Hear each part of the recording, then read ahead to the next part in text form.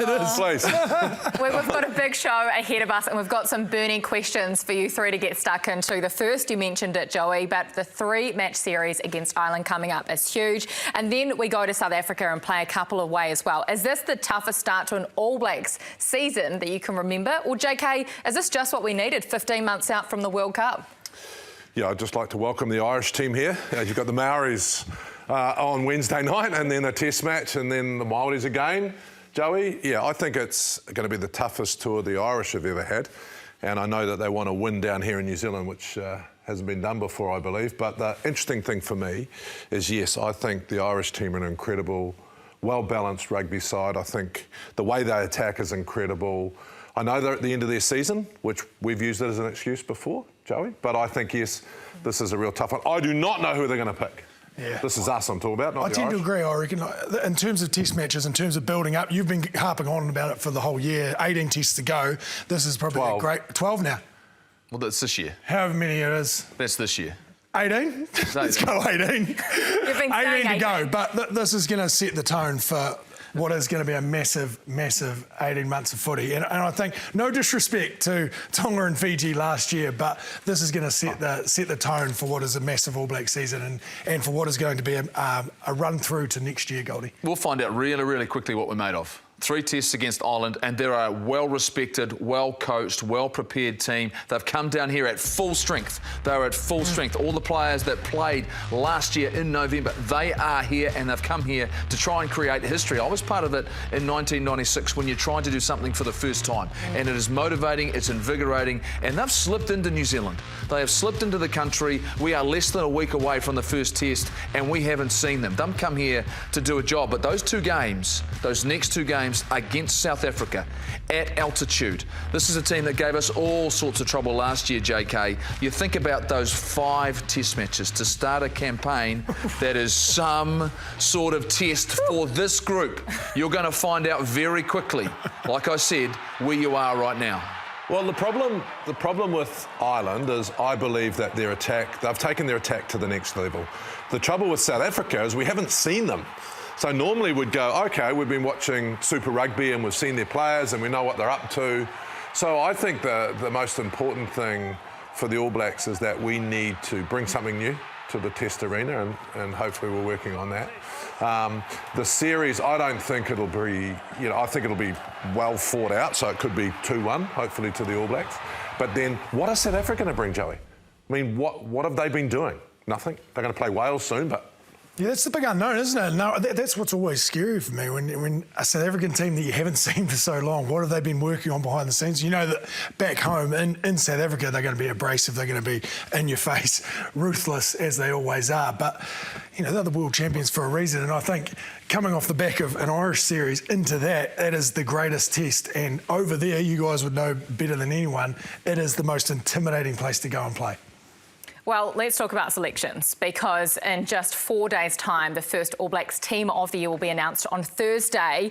The first burning question, who will Ian Foster select at first 5?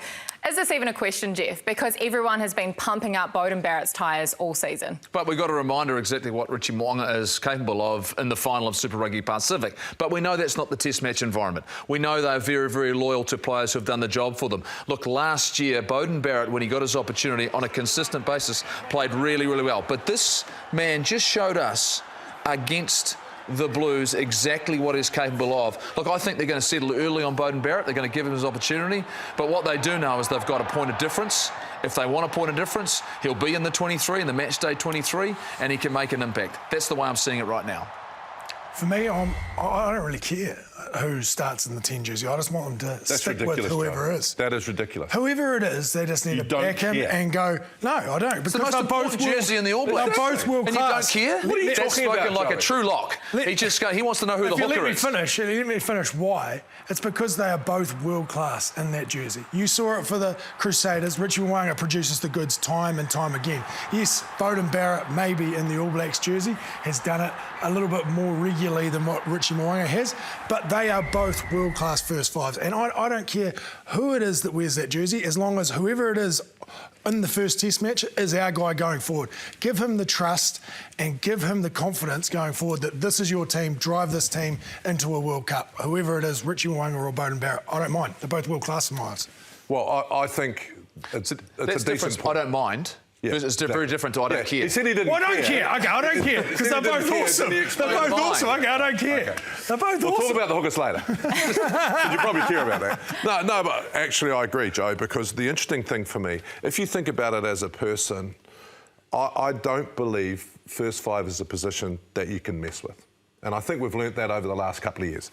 So whoever is in the side needs to be able to play and actually play poorly a couple of times and still be selected, because that's when you know you've got the confidence. I think it's the hardest decision out there. I think Ian Foster will go safely, and all the new guys will be going, please win the first 2 tests so I can have a crack in the third one.